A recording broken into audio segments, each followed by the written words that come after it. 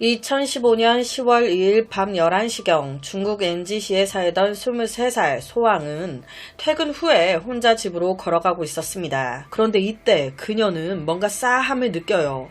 누군가 뒤에서 따라오는 느낌? 바로 뒤를 휙 돌아봤죠. 봤더니 한 10m 뒤에 키 큰 남자 한 명이. 그런데 이 남자도 그냥 나랑 길이 같은 사람일 수도 있는 거잖아요. 내가 그냥 오해하는 거일 수도 있으니까 확인해 보려고. 이때 소왕이 좀 빨리 걸어요. 살짝 뛰듯이 막 걷다가 뒤를 휙 돌아보니 어라? 이 남자도 걸음이 빨라졌어. 여기서 촉이 온 거예요. 이 새끼 나 따라오고 있네. 와, 이 순간 확 무서워지기 시작하면서 어떡하지? 어느 순간 자신이 사는 아파트 단지에 들어섰습니다. 이때 소왕 뛰어서 자기 아파트 엘리베이터로 바로 들어가요. 20층 버튼을 딱 누르고 문 닫힘을 막 누르는데 저쪽에 저 남자가 보여. 제발 얼른 닫혀 얼른. 엘리베이터 문이 싹 닫히려는 그 순간 큰 손 하나가 쓱! 남자의 큰 손이 엘리베이터 문을 막았고 한 남자가 그 안으로 밀고 들어옵니다. 들어온 남자를 보자마자 소왕의 온몸에 털이 다 곤두섰어요. 지금 내 눈앞에 있는 남자, 저기 밖에서부터 날 뒤따라오던 남자야. 그런데 여기서 더 무서운 게 엘리베이터를 탔으면 버튼을 눌러야 될 거 아니에요. 그런데 층수를 안 누르고 내 뒤에 가만히 서 있는 거예요. 조용히, 가만히. 엘리베이터 문이 닫히고 이 남자랑 나밖에 없는데 이 소왕 20층에 살고 있었단 말이에요. 한참을 올라가. 와, 미치겠네 진짜. 땡똥 20층에 도착했습니다. 난감해하면서 그녀 엘리베이터에서 내리려고 하는데 그때 이 남자가 갑자기 뒤에서 소왕을 껴안습니다. 갑작스러운 상황에 얼마나 놀래요. 그러니까 이때 소왕이 도와주세요! 소리 확 질러버린 거예요. 여기가 아파트였어요. 소왕의 악소리에 여기저기 사람들이 다 나옵니다. 이 상황에 이 남자도 놀란 거예요. 급하게 계단으로 도망가 버립니다. 정말 다행이죠. 곧바로 경찰에도 신고가 들어갑니다. 자, 이 남자 입장에서는 지금 범행을 하려고 했는데 실패했죠. 그런데 이 하는 수법이나 스킬이라고 해야 하나요? 이런 게 약간 어리숙해 보이기도 합니다. 초범 같아. 그럼 범행을 실패한 지금 놀래서 마음을 고쳐 먹었을까요? 아니죠. 이런 새끼들이 교화가 되는 새끼들입니까? 아까운 거예요. 아깝이 거의 다 했는데. 바로 다음 타겟을 찾습니다. 10월 3일 새벽 3시경 친구들과 생일을 보낸 후 샤오메이는 친구들과 작별하고 혼자 길가에 있는 택시에 탔습니다. 집 주소를 말한 후 샤오메이는 고개를 숙여 핸드폰을 보기 시작했는데요. 그렇게 시간이 얼마나 지났을까요? 정신없이 쇼츠, 릴스를 보다가 순간 이상함에 고개를 딱 들었더니 여기가 어디야? 차가 이상한 데를 가고 있어. 아저씨, 여기 어디예요? 강남 가달라고 했잖아요. 이 아저씨가 외진 곳에 차를 세우는 거예요. 사람 하나 없는 외딴 곳에. 이런 상황에 놀란 샤오메이, 바로 차문을 열고 도망치려고 했지만 누구 마음대로 어딜 가? 이때 택시 운전사가 문을 잠가버립니다. 그리고 샤오메이가 반응하기도 전에 앞좌석의 운전자는 뒷좌석으로 넘어와 샤오메이의 두 손을 꽉 잡아버려요. 결국 이 택시 운전사, 제발 하지 말라는 샤오메이의 애원에도 불구하고 그녀를 치매해버립니다. 자, 10월 2일날 소왕을 범하려고 했어요. 그런데 실패했죠. 그리고 바로 다음날 3일 샤오메이를 범한 거예요. 이걸로 알 수 있는 건 이 새끼 택시 운전사라는 거죠. 하루 이틀 만에 2건이나 범죄를 저지르고도 이 새끼는 멈출 줄을 모릅니다. 10월 3일 경찰차가 한 아파트 단지 입구에 멈춰 섰습니다. 차에서 몇 명의 경찰관이 내렸고 그들은 신고자인 김씨에게 사건 경위를 듣는데요. 이때 김씨 오늘 아침에 평소처럼 여자친구인 유소분한테 전화 걸었는데 여자친구가 계속 전화를 안 받더라고요. 한 번도 이런 적이 없었는데 뭔가 이상해서 여자친구 집에 왔는데 아무리 두드리고 해도 문도 안 열어주고. 생각해보니까 전에 여자친구가 여분으로 준 집 열쇠가 있었어요. 그래서 그걸로 따고 집 안으로 들어갔는데 이런 상황이었습니다. 당시 48살이었던 유소분 집안에서 목을 찔린 채 죽어 있었어요. 남자친구가 집 문을 열자마자 이걸 본 거예요. 놀래서 바로 신고한 거죠. 이때 김 씨는요, 중요한 이야기를 하나 해줍니다. 유소분 집 근처에 아파트 바로 맞은편에 유소분의 딸이 산다는 거예요. 경찰에 신고한 후에 갑자기 이 생각이 나서 이걸 딸한테도 알려야겠다. 딸 집으로 막 달려갔는데 아무리 두드려도 딸이 문을 안 열어주더라는 거예요. 그래서 아무도 없나 했는데 그때 안에서 분명히 남자 소리가 들렸다는 겁니다. 그런데 문을 안 열어줘. 그래서 하는 수 없이 다시 여자친구 유소분의 집으로 돌아왔다고. 이 말을 들은 경찰은요, 두 팀으로 나눠 한 팀은 사망자 유소분의 집을 조사, 다른 한 팀은 근처의 유소분의 딸 집으로 가서 조사를 시작합니다. 유소분의 집은요, 집 안에 싸운 흔적 전혀 없었어요. 문 잠금 장치도 멀쩡했습니다. 집안의 재산도 모두 그대로 있었어요. 강제로 누군가 침입한 흔적이 없어. 이는 면식범, 아는 사람에 의한 원한 살인일 가능성이 크다. 현장에 발자국 없었고요. 지문도 나오지 않습니다. 다른 한 팀은 유소분의 딸 집으로 갔잖아요. 딸 집 문 앞에서 막 문을 두드렸어요. 그런데 문을 안 열어줘. 아이고 뭔가 싸한데? 문을 부수고 들어갑니다. 들어갔더니 그냥 깔끔하니 아무도 없는 거예요. 고요해. 경찰은요, 이 집 안을 막 조사하기 시작했습니다. 이때 예리한 한 경찰관, 침실의 옷장이 조금 이상하다는 걸 발견합니다. 옷장이 투명 테이프로 칭칭 감겨져 있는 거예요. 칭칭 감아놨어, 옷장을. 너무 이상하잖아요. 경찰은 가위를 가져와 테이프를 모두 잘라내고 옷장 문을 딱 열어보게 되는데 어우, 이게 무슨 냄새야? 옷장 문이 열리는 그 순간 냄새와 더불어 안에 참혹한 광경에 모두가 할 말을 잃었습니다. 옷장 문을 열었을 때 목에 칼이 꽂힌, 머리가 테이프로 칭칭 감긴 항구의 시신이, 여성의 시신을 바로 꺼냈어요. 꺼내서 보니까 이 여성 하반신이 나체야. 아무래도 범인한테 성폭행을 당한 것 같아. 사망한 여성은 유소분의 딸 주샤오웬이었습니다. 그러니까 지금 엄마와 딸이 각각의 집에서 모두 살해당한 채 발견이 된 거예요. 우선 엄마 유소분은요, 목이 찔리면서 과다출혈로 사망한 거였어요. 딸 역시도 마찬가지였습니다. 두 모녀가 모두 살해 전에 성폭행을 당한 상태였어요. 바로 이 두 여자의 몸에서 동일한 한 남자의 DNA가 나옵니다. 한 남자. 모녀는 각각의 집에서 사망했고 사망 원인이 비슷하며 체액도 동일한 것으로 보아 이거 동일범의 소행이다. 그럼 누가 이딴 짓을 한 거냐? 그리고 딸인 주샤오엔의 집에서 들렸다는 남자 소리. 이건 누구 소리였던 거냐? 자, 여러분. 지금 여기서 한번 짚어야 될 건 10월 2일 소왕이 성폭행을 당할 뻔했죠. 10월 3일 새벽에 샤오메이 당했습니다. 같은 날 10월 3일 저녁에 지금 또 시신이 발견된 거예요. 이 모두 같은 NG시에서 단 이틀 만에 다 벌어진 겁니다. 처음에 경찰은요, 이 사건들을 다 따로따로 봤어요. 그런데 사건 발생지 근처의 CCTV를 다 확인하다가 이상한 점을 하나 발견한 겁니다. 소왕 사건 관련 CCTV에도, 샤오메이 사건 관련 CCTV에도, 유소분 모녀 CCTV에도 다 이 파란색 옷을 입은 남자가 등장하네. 바로 이 남자가 용의선상에 올라옵니다. 그리고 샤오메이 성폭행 강도 사건을 추적하던 경찰, 택시 탔다가 이렇게 됐잖아요. 그 택시 찾아내요. 그런데 지금 이 택시 기사가 범인일 거라고 생각을 했는데 웬걸? 자기 택시는 맞는데 자기가 안 그랬다는 거예요. 오히려 누군가 내 택시를 훔쳐갔다고.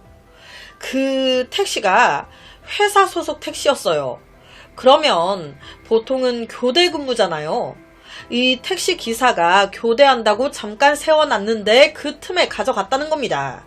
아무래도 그 도둑, 택시 회사의 교대 시간과 습관을 매우 잘 알고 있는 놈인 것 같다. 따라서 이놈 택시 회사의 직원이나 직원이었던 택시에서 일한 적이 있는 놈일 가능성이 크다. 바로 경찰, 택시회사 직원들을 신문하고 현장 CCTV 영상을 확인. 경찰은 택시를 훔친 용의자로 네하이 양이라는 남자를 지목합니다. 실제 이 네하이 양의 얼굴을 아는 사람들한테 3건의 사건들 근처 CCTV에 찍힌 파란색 옷의 남자, 이 남자를 딱 보여줬어요. 다 하나같이 이거 네하이 양인데? 거기다 이 네하이 양 사망한 유수분 모녀와도 아는 사이래. 어떻게 아냐? 유수분이 조카가 있어요. 판닝닝이라는 조카. 이 조카의 남자친구가 네하이 양이야. 거기다 플러스로 모녀 살인사건 현장 근처 주민들 왈 사건 발생 시간대에 네하이 양이 아파트 단지를 드나드는 것을 본 적이 있다고. 지금 샤오메이 택시와도 이놈이 관련이 있고 유소분 모녀와도 관련이 있고 소항은 범인의 얼굴을 봤죠. CCTV 보자마자 맞다고. 그러니까 소항 사건도 이놈이 맞아. 나머지 2명도 맞는 것 같긴 한데 결정적인 증거는 없는 상황. 경찰은 네하이 양에 대한 심층 조사를 시작합니다. 알고 보니 이놈 택시회사의 대타 기사였네. 그래서 택시회사의 교대 시간과 습관을 잘 알고 있었습니다. 그 외에도 경찰은 모녀 아파트 근처의 한 슈퍼마켓 CCTV에서 네하이 양의 모습을 발견해요. 이 슈퍼마켓에서 그는요, 투명 테이프, 칼, 밧줄 등등 심상치 않은 물건들을 삽니다. 와, 이거는 체포해야죠. 경찰은 네하이 양의 여자친구인 판닝닝에게 연락, 체포 준비를 시작했습니다. 그런데 문제는 이 여자친구인 판닝닝이 지 남자친구라고 감싸는 건지 뭔지 남자친구가 어디 있는지 모른다는 거예요. 며칠 전에 만난 게 마지막이었다고. 하지만 경찰을 바보로 하나. 바로 10월 3일 저녁에 네하이 양을 체포합니다. 그는요, 저항하지 않고 딱 한마디예요. 실제로 경찰이 조금만 늦었으면 나 여자친구인 판닝닝까지 죽였을 거라고. 네하이 양은 유소분 모녀 죽인 거 인정. 이전의 서황 사건 인정. 택시 강도 및 강간 사건도 인정. 그런데 모녀를 죽인 거에 대해선 전혀 후회하지 않는다고 말해요. 지 말로는 그들이 먼저 나한테 심한 말을 했다는 겁니다. 그것들이 먼저 나한테 막말을 하면서 상처를 줬어요. 생각해보세요. 내가 오죽했으면 둘 다 죽였겠습니까? 내가 오죽했으면 그랬겠냐고. 내가 그것들이 나한테 뭐라고 막말해댔는지 압니까? 모든 건 유수분 그년이 다 자초한 거예요. 아니, 도대체 유수분과 그녀의 딸이 뭐라고 했길래, 좀 더 정확히는 유수분이 뭐라고 했길래, 무슨 말과 행동을 했길래 이렇게 그녀의 딸까지 다 죽이는 광적인 복수극을 벌인 걸까? 그리고 유수분 모녀를 살해하기 전에 네하이 양이 소항 사건과 샤오메이 사건을 저질렀어요. 이건 왜 한 걸까요? 지 말로는 그래요. 지랑 여자친구 판닝닝이 지인 소개로 알게 돼가지고 알콩달콩 잘 사귀고 있었다는 거예요. 지들 둘끼리는 아무 문제가 없었대요. 그런데 문제는 우리 둘의 연애를 뜬금없는 작은 이모인 유수분이 그렇게 반대를 했었다는 겁니다. 엄마도 아닌 작은 이모가 우리 관계를 계속. 이때 판닝닝이요, 유수분의 딸 주샤오엔과 같이 살고 있었어요. 그러니까 유수분이 딸을 보러 딸 집에 가면 조카 판닝닝이 있는 거죠. 그러니까 볼 때마다 아직도 안 헤어졌니? 야, 네 남자친구 직업도 없고 맨날 빈둥빈둥. 너 걔랑 결혼하지? 100% 고생길이야. 100% 후회한다니까? 얼른 헤어져. 걔보다 좋은 남자가 천지 빼까리로 널렸어. 이모 입장에서는 조카가 걱정돼서 한 얘기죠. 좀 더 능력있고 좋은 남자를 만나. 뭐 이런 느낌인데, 그런데 이 판닝닝과 네하이 양의 사이는요, 좋았어요. 이런 상황에서 이모의 말이 귀에 들어오겠습니까? 처음에는 판닝닝도 그닥 귀담아 듣지도 않았어요. 왜 내 남자친구도 좋아. 그런데 이것도 한두 번이죠. 유소분이 막 계속 설득하고 꼬드기니까 이 판닝닝이 점점 흔들리기 시작하는 거예요. 그러면서 두 사람 사이에 서서히 틈이 생기고 감정도 예전만큼 좋지 않아집니다. 판닝닝과 네하이 양 사이에 거리감이 조금씩 생기기 시작한 거죠. 네하이 양도 똑같아요. 우리 작은 이모가 자꾸 너랑 헤어지래. 처음에는 이 말 대수롭지 않게 생각했어요. 판닝닝이 이모가 이상하다는 식으로 막 얘기하니까 난 너랑 절대 안 헤어져 확답을 주니까. 그런데 판닝닝이 점점 흔들리는 게 보이는 거예요. 이모가 자꾸 흔들고 있어. 그러니까 내 아이 양 입장에서 이모 죽여버리고 싶은 거예요. 우리 잘 사귀고 있는데 왜 자꾸 가운데서 태클이야? 판닝닝과 서로 점점 거리감이 생기기 시작하면서 유소분을 향한 원망은 더 깊어집니다. 그렇다면 이것 때문에 죽인 걸까요? 여자친구와 사이가 멀어져서? 그래서 여자친구의 작은 이모에다가 이모의 딸까지 잔인하게 다 죽였다. 그 이유 때문에? 뭔가 좀 살인을 한 거에 비해서 이유가 약한 것 같죠. 사실 내 아이 양이 살인을 느낀 이유는 유소분이 그의 자존심을 짓밟았기 때문입니다. 내 아이 양 말로는 작은 실수를 저질렀는데 유소분이 현장에서 야 무릎 꿇어, 자기한테 무릎 꿇고 사죄하라고 시켰다는 거예요. 자, 여기까지도 좀 약해요. 자기 무릎 꿇렸다고? 그래서 이렇게 다 죽였다? 아니죠. 문제는 그 자리에 자기 어머니가 있었다는 겁니다. 내 아이 양이 자기 엄마랑 있는데 거기서 무슨 작은 실수를 한 거예요. 그게 뭔지 모르겠어요. 그러니까 이때 유소분이 그 자리에서 무릎 꿇고 사죄하라고 시킨 겁니다. 우리 엄마가 바로 옆에 있는데. 결론은 이때 무릎 꿇고 사과해요. 그런데 속은 분노로 막 들끓어버린 거예요. 실제 내 아이 양이 나 혼자였으면 괜찮았어. 난 마음이 넓은 남자니까. 그런데 옆에 우리 엄마가 있었다고. 우리 엄마가 거기선 아니잖아. 그 순간 전현애, 전현 딸까지 싹 다 내가 죽여버릴 거라고. 그렇게 계획을 세우기 시작했다는 겁니다.